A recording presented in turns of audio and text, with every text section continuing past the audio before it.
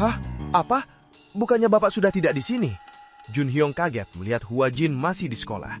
Jun Hyong makin panik. Matikan apinya, nanti minyaknya, ucapnya. Hua Jin tertawa dan bertanya, minyaknya kenapa? Bukankah ini tujuanmu? Hua Jin melempar koreknya tepat ke minyak yang berceceran. Jun Hyong berteriak ketakutan melihat minyak yang tersulut api. Api makin besar dan Jun Hyong makin panik, mencoba mencari jalan untuk kabur.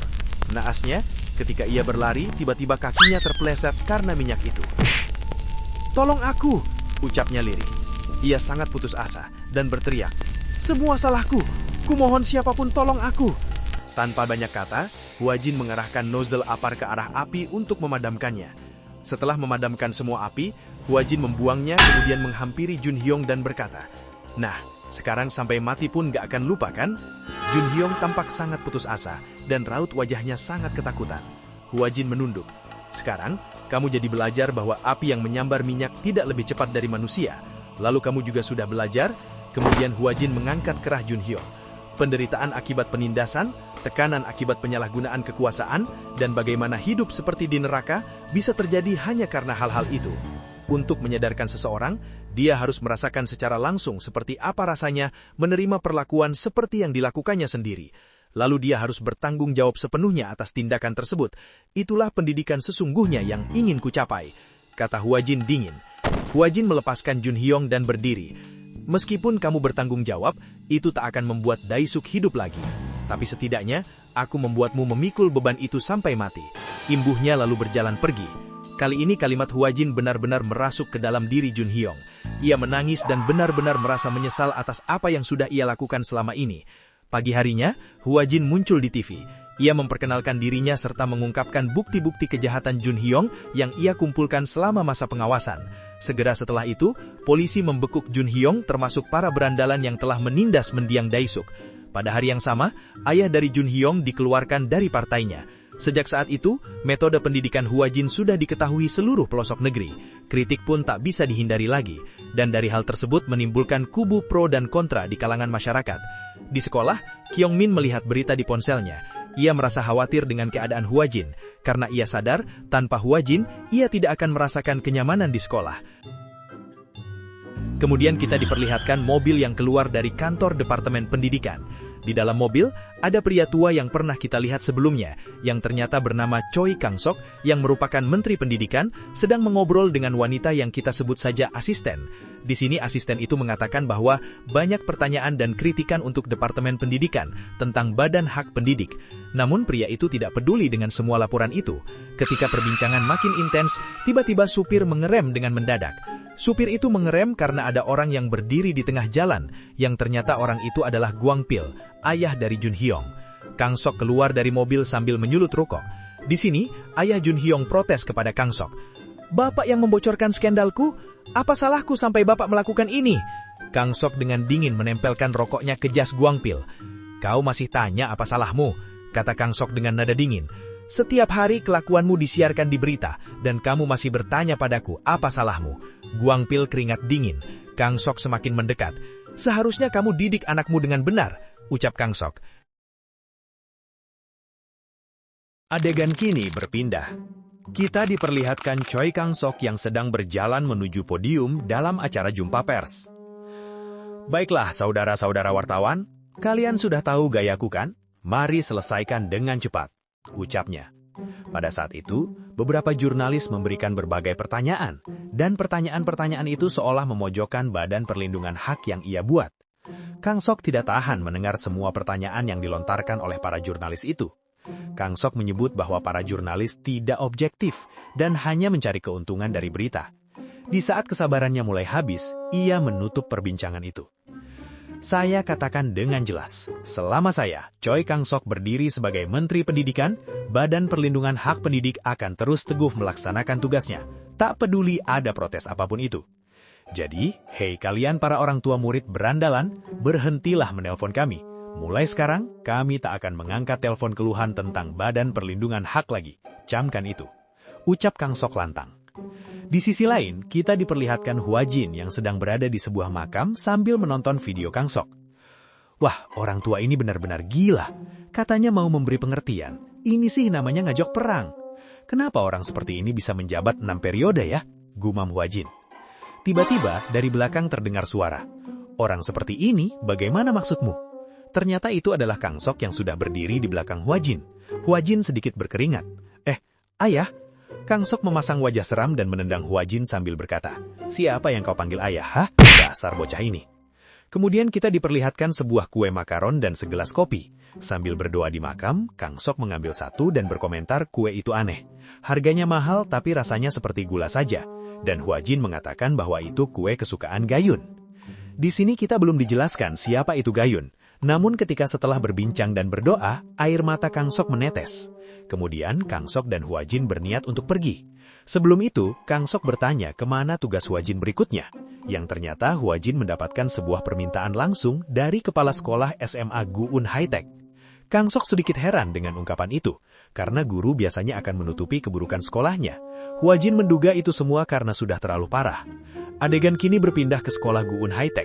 Ketika Huajin berjalan masuk ke sekolah, ia langsung disambut oleh pemandangan perkelahian antar siswa dan berakhir dengan tawuran antar kelas.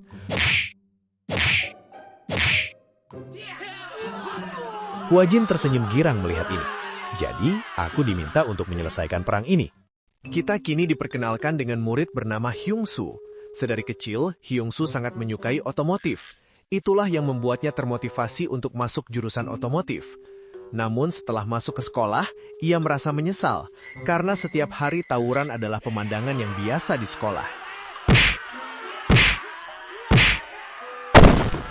Dengan badannya yang kecil, ia hanya menjadi samsak para siswa lain. Dia sudah merasa sangat muak dengan keseharian itu. Kemudian, kita diperlihatkan Huajin yang sedang mengobrol dengan kepala sekolah, membahas permasalahan yang terjadi di sekolah secara rinci. Dan bisa kita lihat ekspresi kepala sekolah yang sudah kewalahan bila mengatasinya sendiri. Kemudian adegan berpindah ke gedung olahraga sekolah. Di sana kita diperlihatkan siswa kelas otomotif yang sedang menghajar rekannya sendiri hanya karena kalah ketika tawuran. Kita diperlihatkan tradisi yang sudah mengakar di sekolah tersebut. Tradisi di mana hari pertama masuk sekolah itu, para siswa mengadakan pertarungan untuk menentukan siapa yang terkuat di kelas. Kemudian perebutan posisi terkuat di angkatan, lalu kemudian bersama kelas 2 dan 3 melakukan pertarungan untuk posisi terkuat antar jurusan.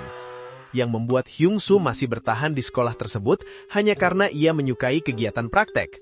Kita kembali ke aula olahraga sekolah. Di sini, Lee Ho-seong yang merupakan bos dari jurusan otomotif masih menghajar siswa-siswa lain. Ia baru sadar sedari tadi ada Hyung-Soo yang ketakutan. Awalnya ia berlagak baik meminta Hyung-Soo untuk berdiri.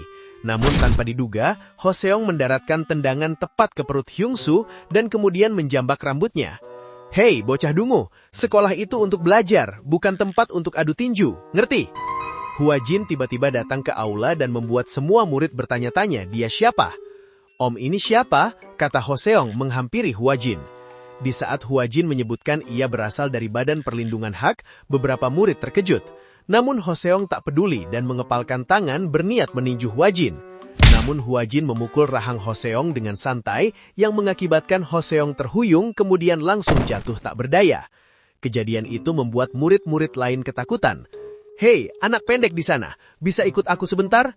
ucap Huajin meminta Hyung-Soo ikut dengannya. Hyung-Soo hanya terdiam dan menurut. Kemudian kita berpindah ke ruang praktik teknik listrik. Teknik listrik dipimpin oleh siswa bernama Jo Hong-ki. Di sini mereka juga membahas tawuran yang baru saja terjadi, meminta siswa lain untuk jadi lebih kuat, dan berencana untuk mengadakan tawuran lagi setelah pulang sekolah.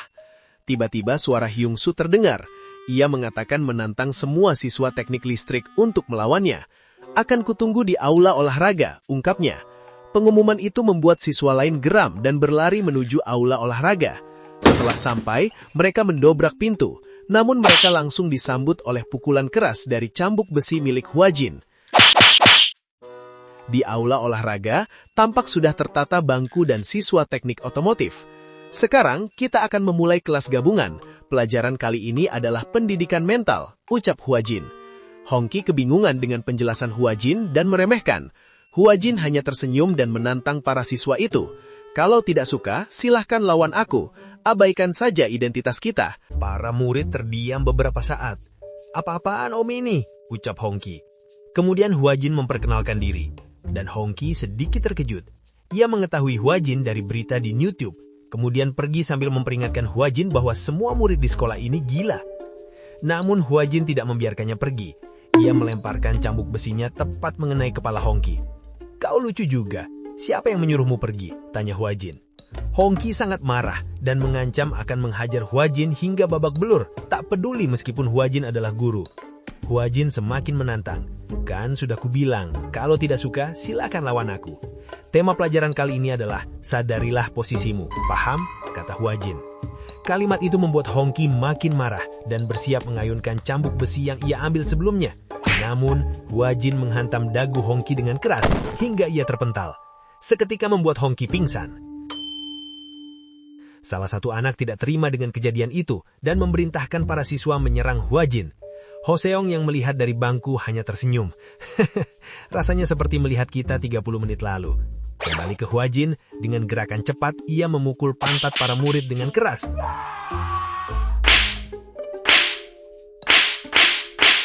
Huajin hanya tersenyum melihat mereka semua kesakitan. Murid yang sebelumnya memerintahkan anak lain tertegun dan berkeringat dingin. "Apa-apaan orang itu? Sedang apa kau? Cepat sini," kata Huajin. Anak itu datang dan tanpa sepatah kata pun, Huajin langsung menggenggam leher anak itu dan mengangkatnya. "Sepertinya kau adalah pemimpin kedua dari teknik listrik ya. Dalam perang, komandan harus bertanggung jawab penuh atas kekalahan kelompoknya."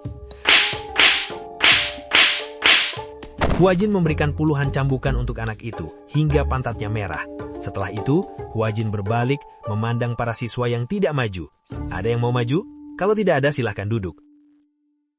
Huajin mengeluarkan lembar ujian dan membagikannya pada para murid. Sekolah adalah tempat belajar, bukan adu tinju. Mulai sekarang, nasib kalian akan ditentukan oleh ujian ini.